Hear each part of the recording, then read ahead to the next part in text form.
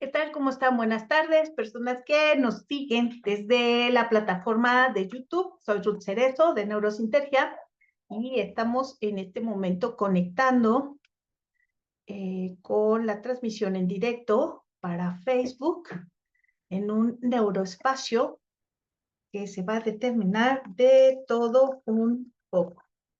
Entonces vamos a platicar de varias cosas. Va a ser un neuroespacio sorpresa, un neuroespacio que nos va a permitir aprender de todo un poco. Y esto va a tener mucho que ver con lo que nos pregunten todas las demás personas que se conecten en este momento. Así que iniciamos. Gracias, producción. Gracias por todo. Te pido que empezamos en este momento.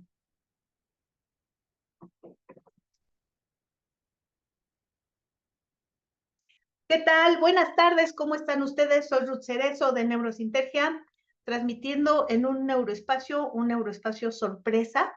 Es un neuroespacio que se llama De Todo Un Poco y que lo que busco en este neuroespacio es que ahora seas tú quien pregunte. Entonces, le pedimos a producción pues que le avise a nuestras amigas y amigos que nos acompañan en todos los neuroespacios a que estén aquí. Hola, dimensión cuántica, Zaret, regresando a tu ser. ¿Cómo estás, Raúl? ¿Cómo les va? Saludamos a las personas, perdón, ya se me está yendo hasta la voz, a las personas que se encuentran en Facebook, en este momento integrándose. Hola, Mimi, ¿cómo están? Mimi, ya que estás ahí a dimensión cuántica, hoy el neuroespacio se llama De Todo Un Poco. El día de hoy, ustedes pueden preguntar lo que ustedes quieran y yo voy a responderles. Porque algunas veces lo que me he dado cuenta es que estamos en el neuroespacio y de repente se corta. O sea, respondo rápidamente una pregunta y de repente se corta. Entonces, dimensión cuántica, Mimi, Ramadrián también, y Raúl, que se encuentra en Facebook, pregunten lo que ustedes quieran saber. Antes que otra cosa, inicio invitándolos a el Congreso Internacional, al primer Congreso Internacional de Neurosintergia, que va a ser el 1, 2 y 3 de noviembre en la Ciudad de México, en Lindavista, en la zona de Lindavista. En esa zona de Lindavista vamos a tener un espacio que a mí me encantó, que a mí me gustó mucho. Digamos que desde la perspectiva justamente de la energía que ustedes me entienden, me vibró. Hola Ted, ¿cómo estás?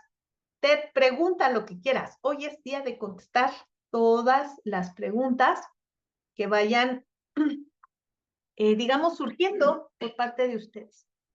Este fin de semana tuve la oportunidad de ver una película que se llama Glass, y esta película habla de superpoderes, que cada día nos lo dudamos un poco más, son como habilidades muy extendidas. Y era muy interesante. Si estás en este momento, tápate los oídos, vamos a spoilear, como dicen, ya está verbo, en donde la posición de estos superpoderes con respecto a bondad y maldad tiene una perspectiva de atención muy, muy interesante. Se llama Glass. Nos decían los del grupo de entrenamientos neurosintérgicos que son 3, fragmentado, Glass y la proyección, no me acuerdo cómo se llama la tercera película, en la cual se trata mucho este tema. Es un tema apasionante porque desde hace cuánto tiempo venimos hablando de esta expansión. No básicamente la expansión de conciencia, sino algo que va aparejado a esta, que es poder ponerle atención a todas estas habilidades que cada uno de nosotros posee. Habilidades que no son comunes, habilidades que aparecen, están ahí y de una u otra manera nosotros tenemos esta proceso de desarrollarlas y llevarlas al máximo para poder sorprendernos. Es cierto, el desarrollo de estas habilidades va aparejado a un nivel de expansión de conciencia porque se requiere saber más. Gracias. Andrés nos dice que la primera es inquebrantable. La segunda, dime cuál es la segunda, Andrés, fragmentado o glass. O glass es la tercera. Queremos hacer un cine debate en cortito para entrar, ver las películas, disfrutarlas y aceptarlas mucho, mucho. ¿Cómo estás, mi querida comadre Aide Flores? Próximamente, el mes que entra, estaremos dándonos una vuelta en Veracruz. Veracruz. Está bien, ya no canto. Parte de las habilidades humanas que tengo no incluye el buen canto. Pero como diría Chabelo Vargas, canto porque lo siento, porque me gusta cantar, ¿no? Y lo disfruto. Ah, sí, dice Andrés, la primera es inquebrantable, la segunda es fragmentado y la tercera es glass. Muchas gracias, pues sentémonos a verlas. Y dimensión cuántica, eso, dimensión cuántica, vamos a empezar a calentar motores. Dice, yo preguntaría, ¿las personas que estratégicamente crean caos, alimentan guerras, conflictos, de dónde sacan eso? Hay hipercampos cargados de mala vibra y otros que al contrario promulgan la paz.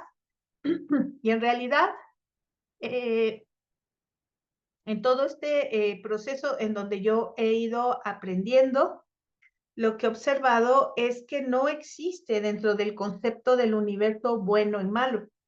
Hay personas que sí efectivamente provocan el caos como una manera de agenciarse riqueza y poder. Riqueza y poder desde la perspectiva externa.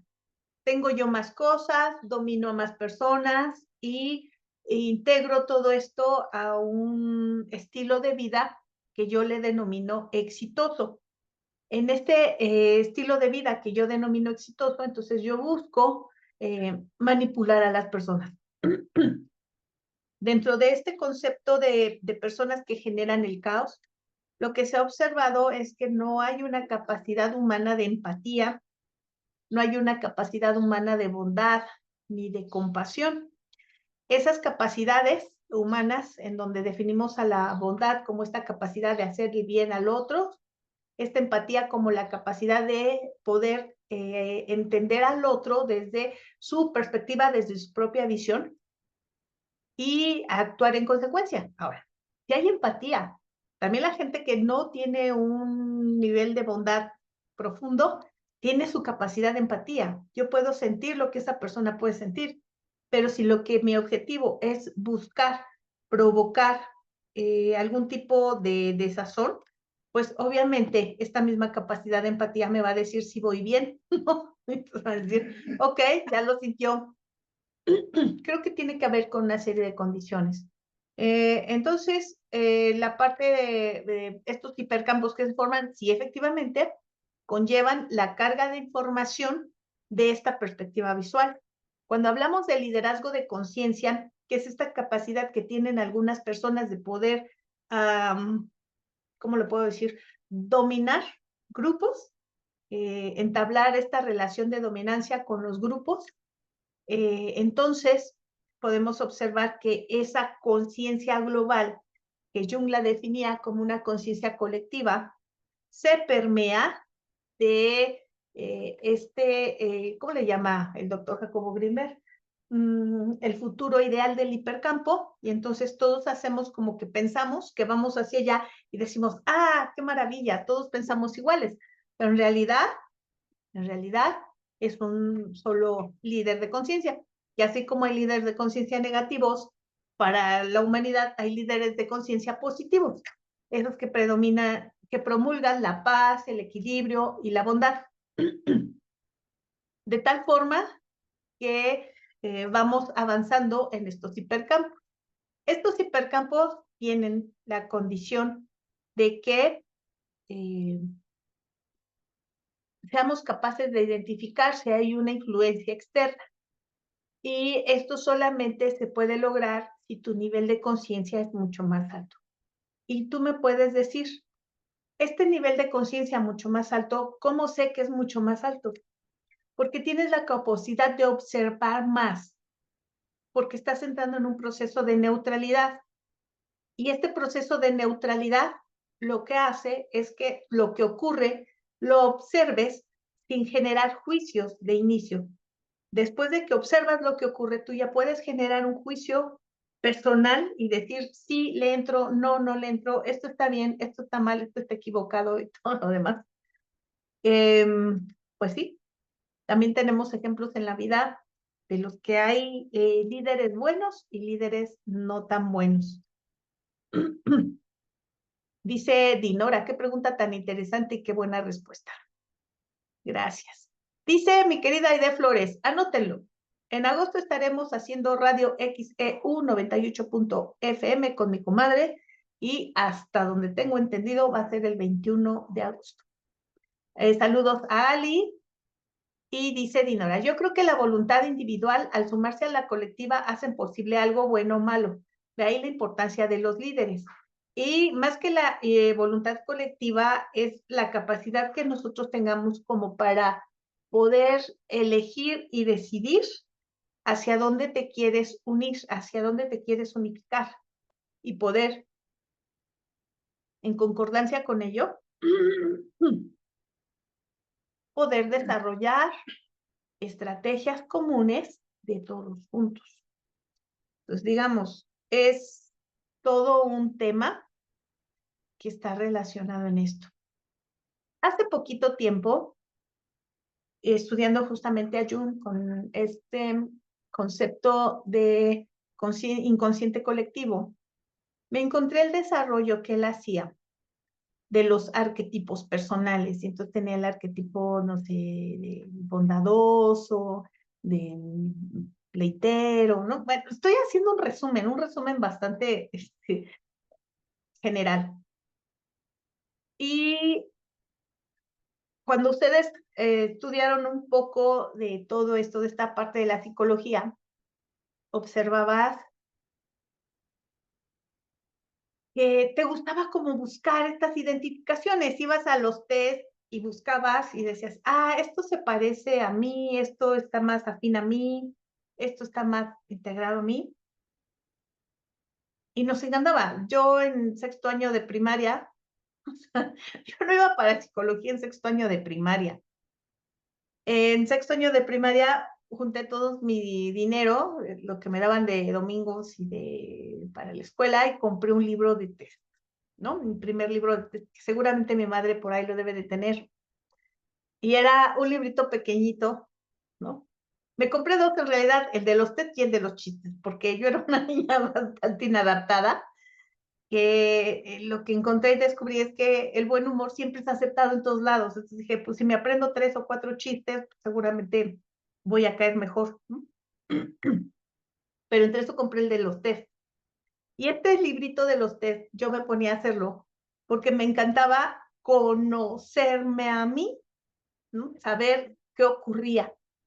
Obviamente, pues no eran pruebas estandarizadas, como grandes cosas que hace la psicometría, pero estaba ahí. Entonces yo empezaba a contestar, a contestar, a contestar. En esa época había revistas para mujeres, Vanidades, Cosmopolitan, y tenían su sección de test.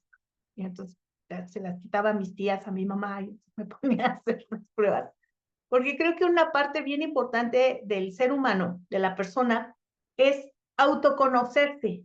¿Desde qué edad, y yo se los pregunto a ustedes, tienen esta sensación de que hay una parte oscura que no es tan fácil conocer, que necesitamos justamente entrar a una búsqueda a través de alguien confiable que nos pueda decir esto? Yo estaba viendo estos arquetipos, esta definición de los arquetipos que hacía Jung, y entonces me puse a preguntar, ¿qué ocurrió con estos arquetipos que desarrolló Jung con respecto a lo que ahora están describiendo como heridas de la infancia? ¿No es cada uno de los arquetipos que describe Jung una forma de mirar una herida de la infancia? Y entonces llegué a la conclusión de que efectivamente tenían una cierta relación con estas heridas de la infancia, que cada uno de ellos describía una herida de la infancia muy particular, que en ese momento se observaba de una perspectiva muy global, poco fina, y entablaba esta relación.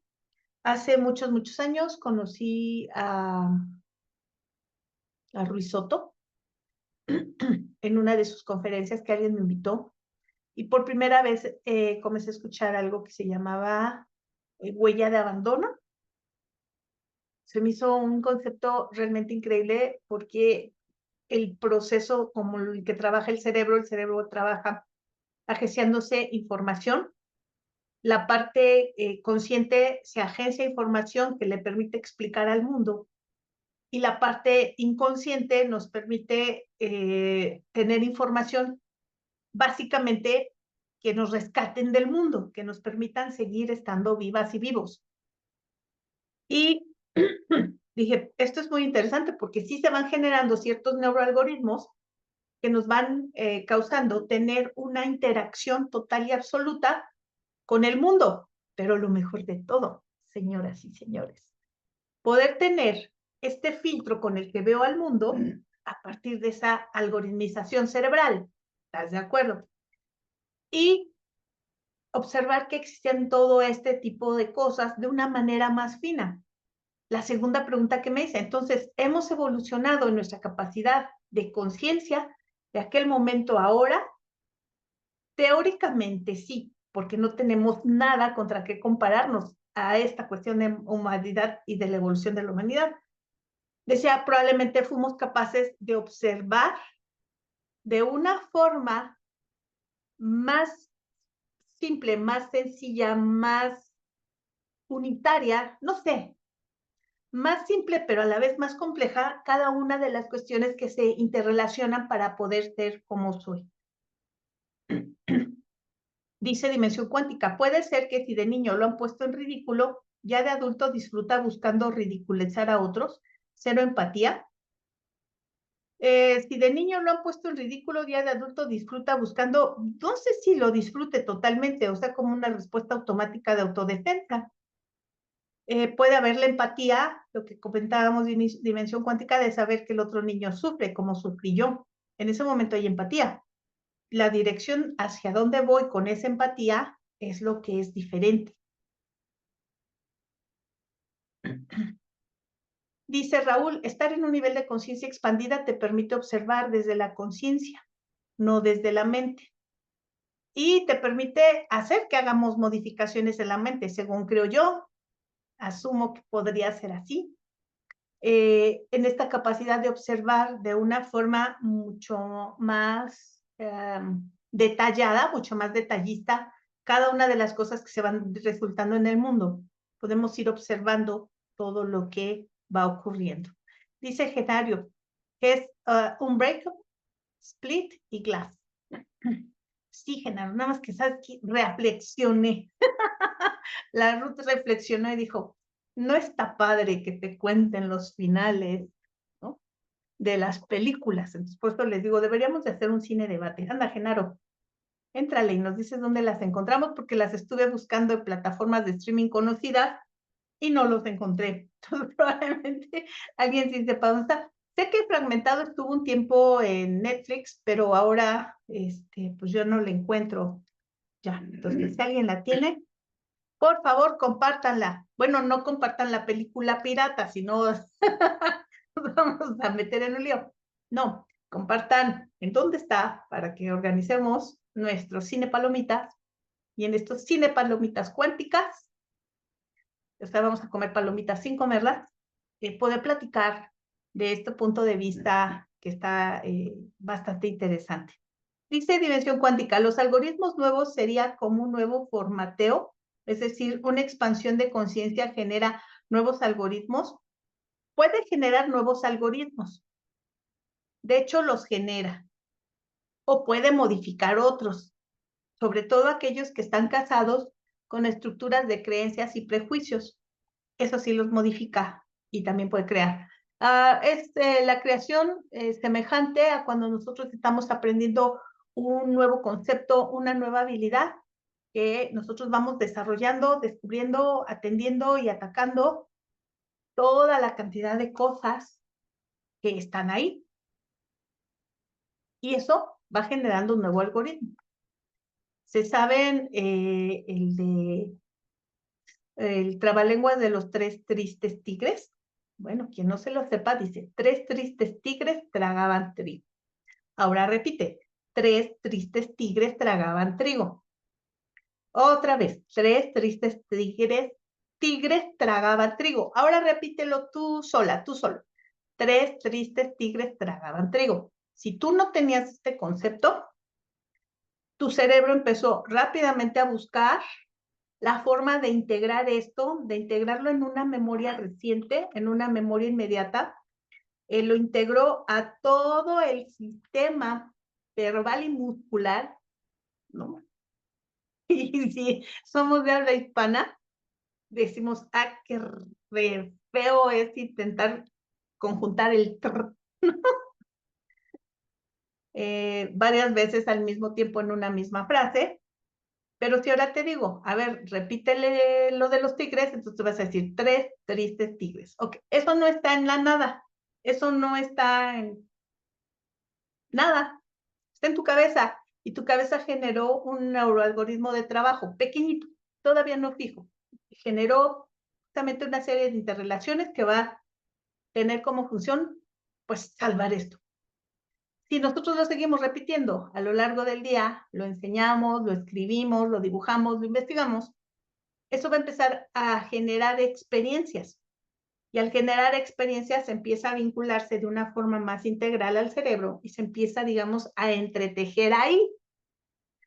Cuando nosotros tenemos una creencia y un prejuicio, pues es algo que está entretejido en todo el cerebro. Imagínense que cuando yo llego al laboratorio del doctor, pues una premisa insuperable era lo que no está cerca, unido o en contacto, no tiene capacidad de tener ninguna influencia y ver el transferido. Ese día mi cabeza se desmayó, mi mente se desmayó, no mi cabeza, mi mente se desmayó.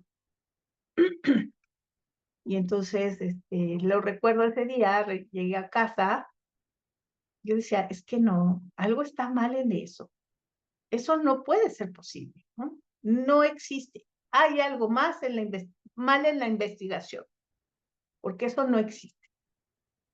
Entonces ya han visto los memes que estás aquí ya acostado, ¿no? De repente, pues, ya me voy a dormir, dice tu cerebro.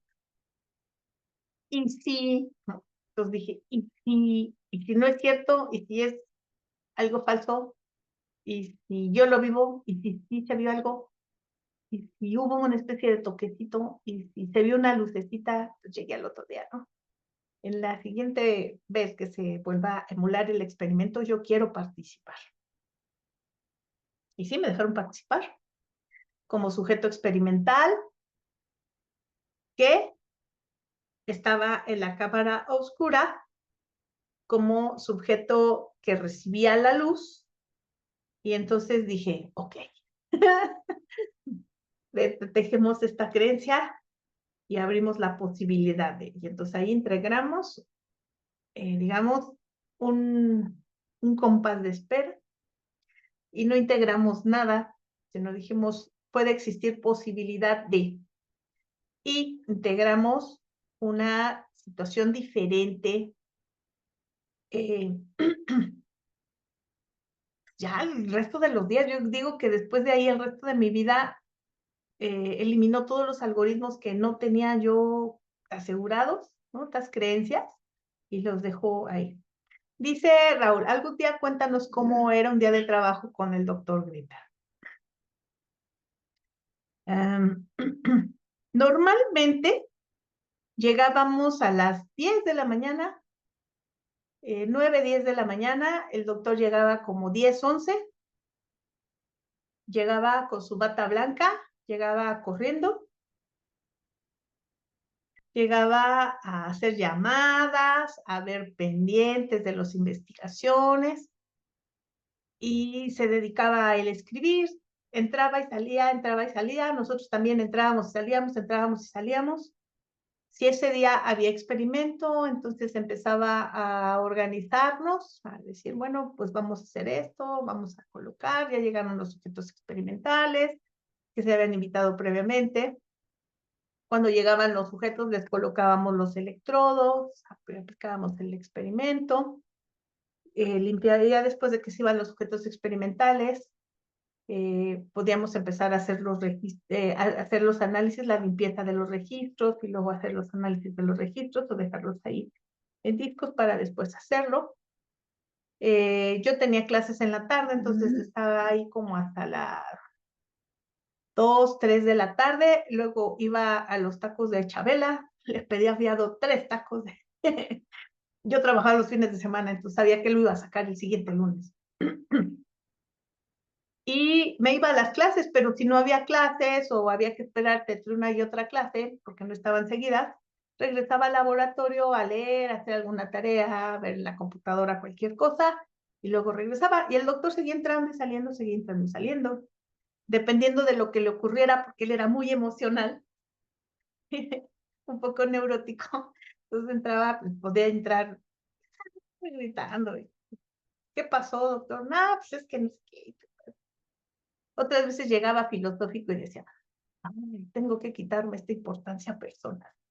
No sé qué habría pasado. Tampoco yo me dedicaba a preguntarle a indagar mucho más. Creo que en esa parte yo cuidaba mucho la interacción que tenía con el doctor. Le tenía muchísimo respeto, muchísimo cariño, mucha confianza, pero mucho respeto.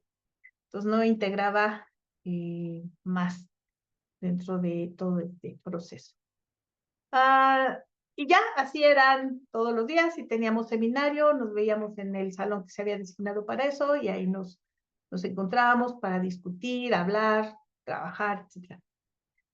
Y así era hasta el fin de semana, ¿no? Que dejábamos el laboratorio cerrado y nos veíamos hasta el lunes. Dice dimensión cuántica, ¿alguien logró mover objetos con energía mental o levitar? Es que esto es bien chistoso, dimensión cuántica.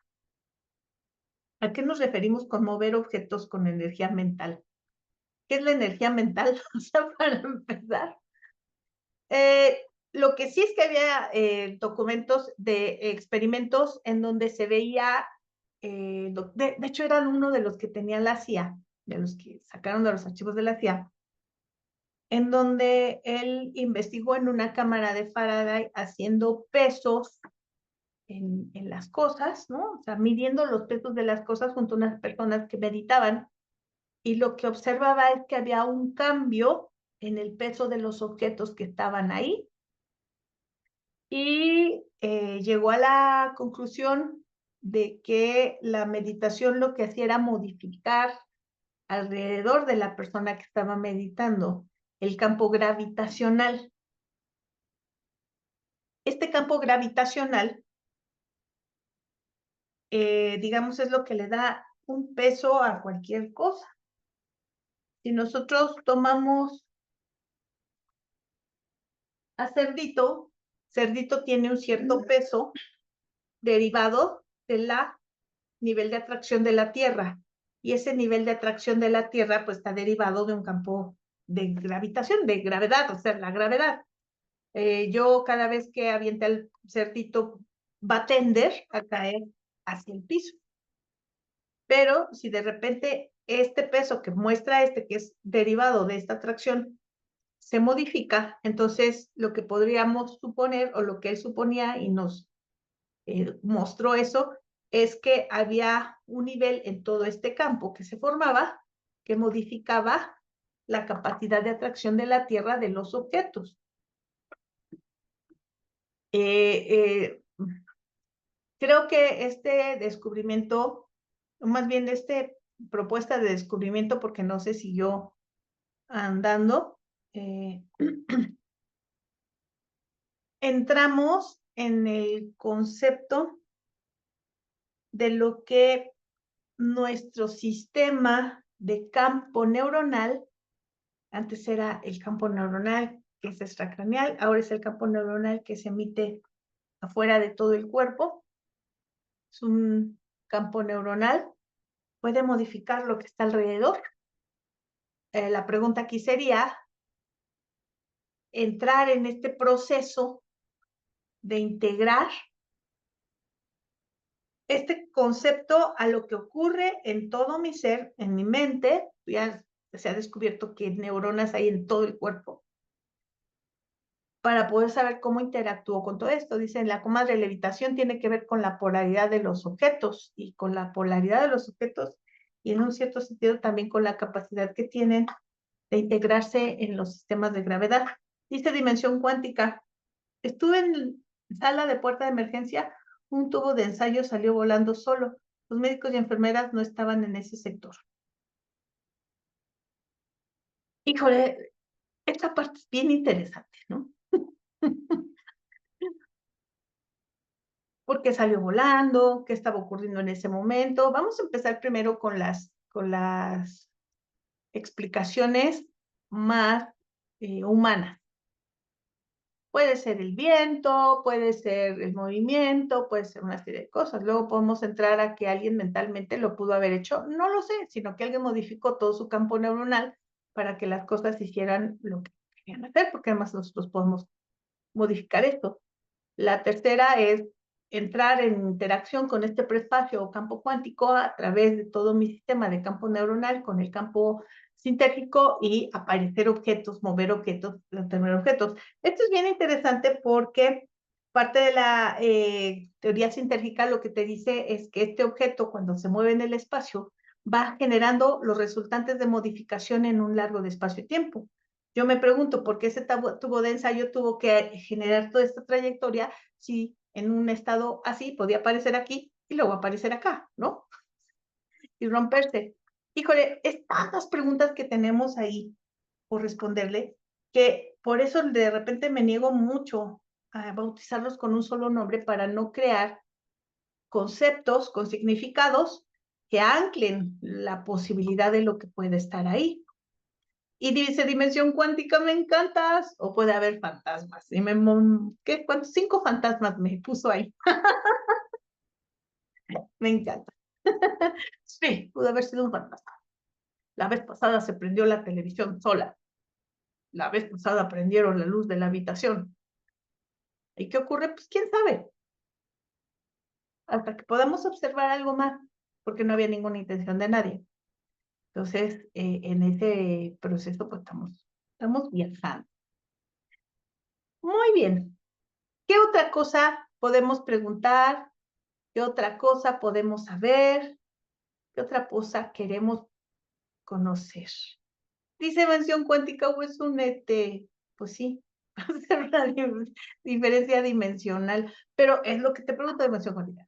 ¿Qué necesidad, ahora, como diría Juan Gabriel, pero qué necesidad, para qué tanto problema, si los objetos cuando hacen esta trayectoria es porque hay un alto nivel de coherencia, de simetría y un cierto nivel de frecuencias con la que cada paso uno a uno de este espacio energético, la latiz, mueve al cerdito?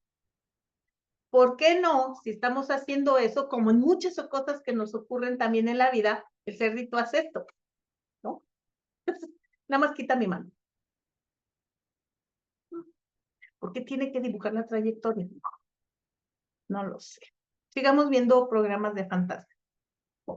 Bien, chicas, chicos, pues este fue un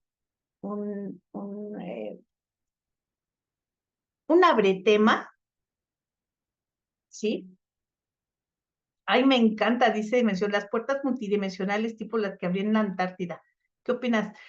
Me encantan las puertas multidimensionales. No sé cómo estaban las de la Antártida, pero si ustedes caminan en un bosque, de repente se van a encontrar con estos cambios dimensionales. Pruébenlo, váyanse a un bosque que durante un buen tiempo no haya habido gente.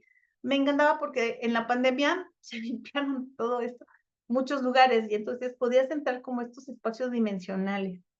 Me encanta porque todos somos energía, todos vivimos dentro de este concepto de este espacio cuántico. Y en este espacio cuántico, básicamente todo puede suceder, mientras no se diga lo contrario. Dice, de todo es posible siempre y cuando sirva para un propósito común, no es para que una persona sola se sienta poderosa. No podría, comadre. O se los dices tú, se los digo yo. Como buenos seres humanos somos colectivos. Así como peceros de camiones, bien colectivos. Dice Raúl, gracias Ruth, muy ilustrativo, me gustó. Bien. Este fue solamente un aeroespacio amable, amoroso para todas y todos ustedes. Hoy es segundo martes. En la tarde tendremos, en la nochecita a las 7 de la noche, tendremos una charla que va a hablar de heridas de la infancia y niveles de conciencia. Hablando de esto de Jung, que empecé a observar, vamos a empezar a integrar la información de las heridas de la infancia con los conceptos de ampliación de conciencia. ¿En qué momento, cómo, cuándo y por qué y para qué? Y en cada uno de estos movimientos que hago yo acá, se va a tener una repercusión de este lado. Las heridas de la infancia van solas, van acompañadas. Las heridas de la infancia se mezclan para generar subproductos. Es más fácil salir de una herida de la infancia si yo tengo una conciencia tipo 6 que de una conciencia tipo 3. Todo esto y más hoy a las 7 de la noche, no se lo pierdan. Si tienen alguien que cree que les sirva la información, avísenme. Dice mi comadre, ay comadre, me recordaste cuando me explicaste hace años lo que me pasó, de que llegué a una tienda donde se supone que ya había ido antes. Ay, comadre, pero es la magia andando. ¿Quieren ver cosas específicas? Júntense con mi comadre. Yo se las explico. Cuídense mucho, les mando un abrazo bien fuerte, fuerte, fuerte y nos vemos en la noche. Congreso 1, 2 y 3 de noviembre. Joaquín Cámara, Sánchez Turrión, Katy Sarabia, José Luis Muñoz, Paola Concha, Tania Negrete, Tania García, Verónica Camacho, Víctor Ramírez Amaya, su servidora Leobardo Peña y Diana Lozano. Les estaremos integrando nuevas experiencias. Gracias, chicos, chicas. Cuídense mucho. Bye, bye.